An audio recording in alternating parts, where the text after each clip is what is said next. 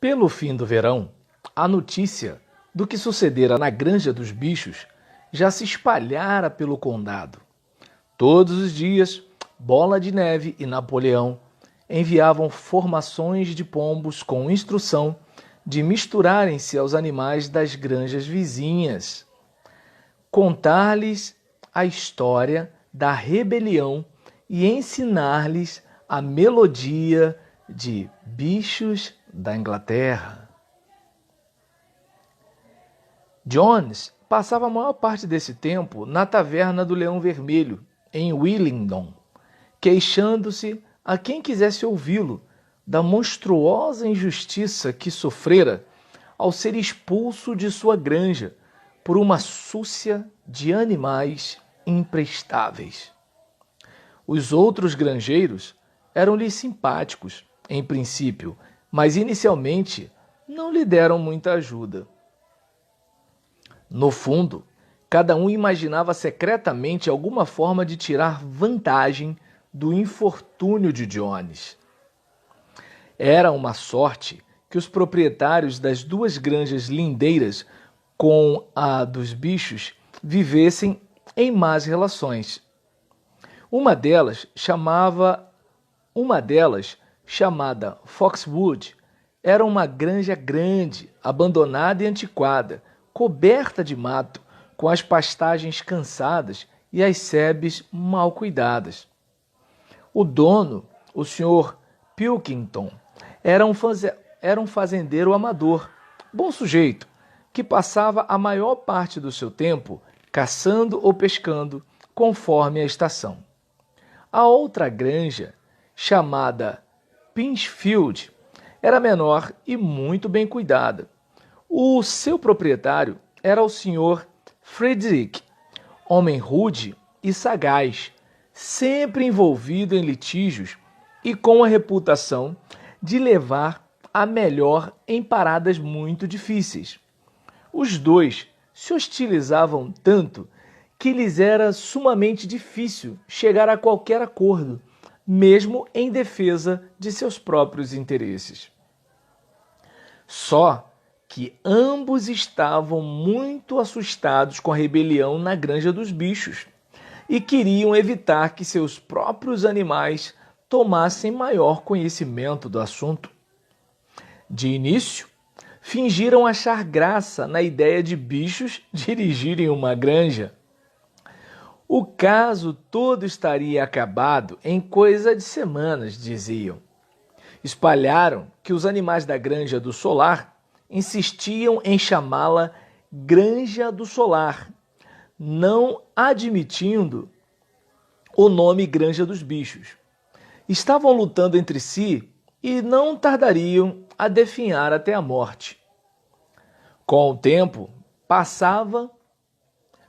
o tempo passava e os animais evidentemente não morriam, Frederick e Pilkington mudaram de tom e passaram a falar nas terríveis perversidades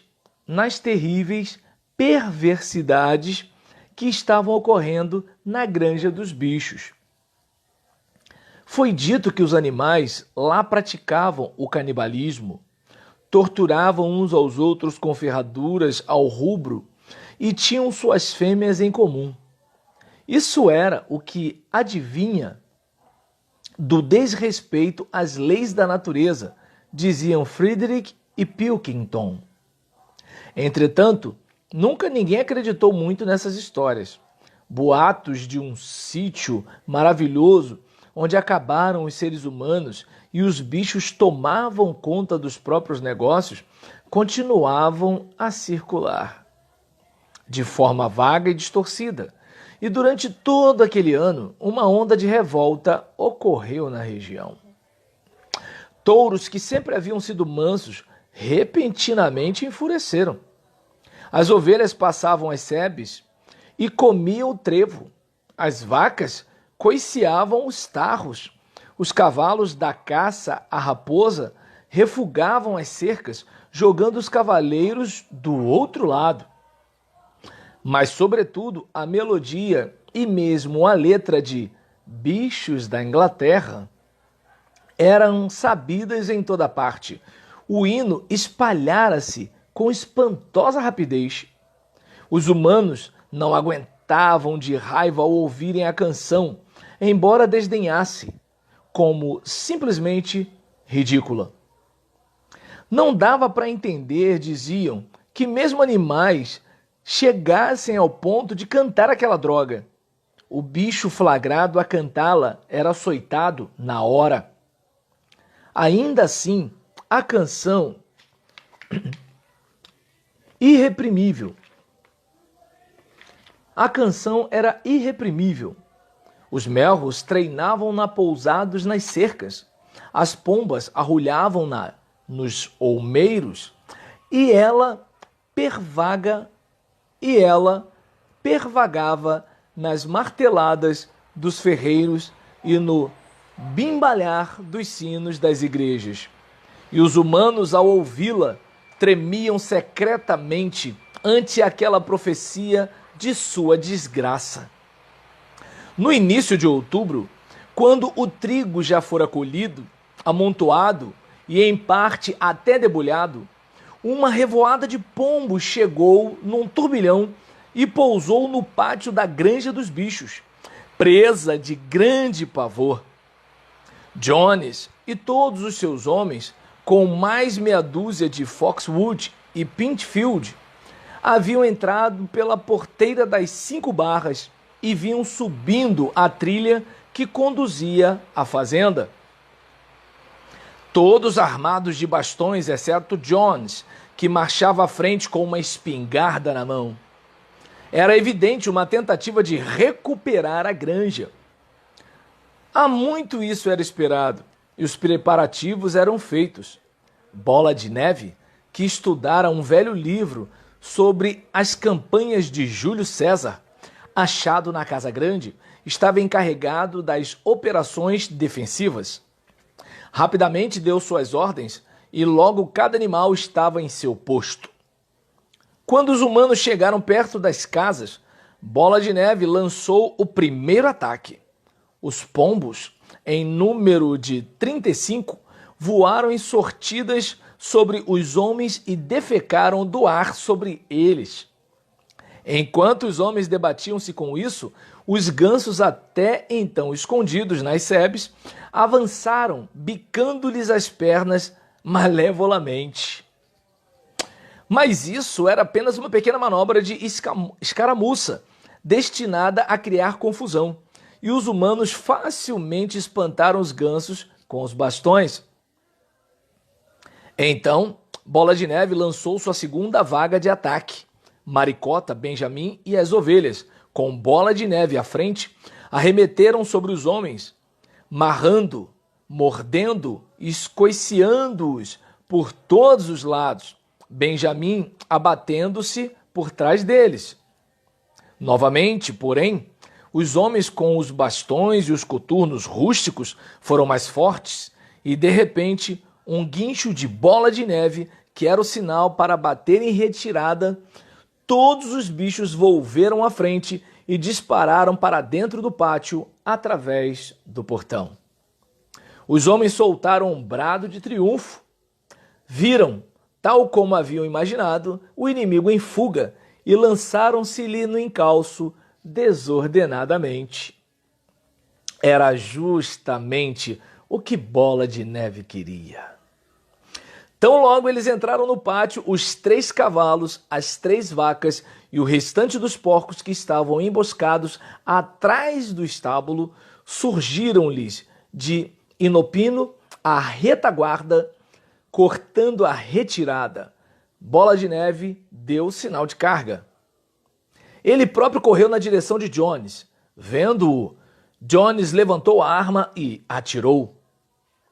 Os projéteis abriram riscos sangrentos no dorso de Bola de Neve e uma ovelha caiu morta. Sem titubear um só instante, Bola de Neve lançou os seus 100 quilos contra as pernas de Jones. O homem foi jogado sobre um monte de esterco e a arma voou-lhe das mãos. Porém, o espetáculo mais terrível entre tudo era Sansão, erguendo-se nos posteriores e dando manotaços com seus enormes cascos ferrados, feito um garanhão. Logo, no primeiro golpe, atingiu o crânio de um cavalariço de Foxwood, prostrando-o sem vida na lama.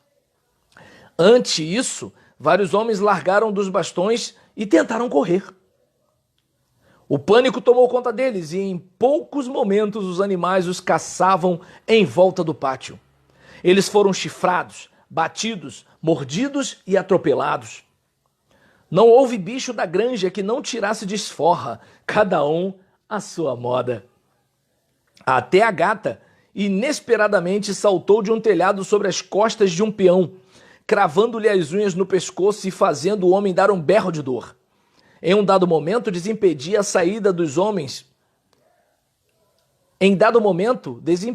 saída, os homens conseguiram fugir do pátio e correram vergonhosa retirada pelo mesmo caminho da vinda, com uma multidão de gansos no seu encalço, bicando-lhes as pernas sem piedade.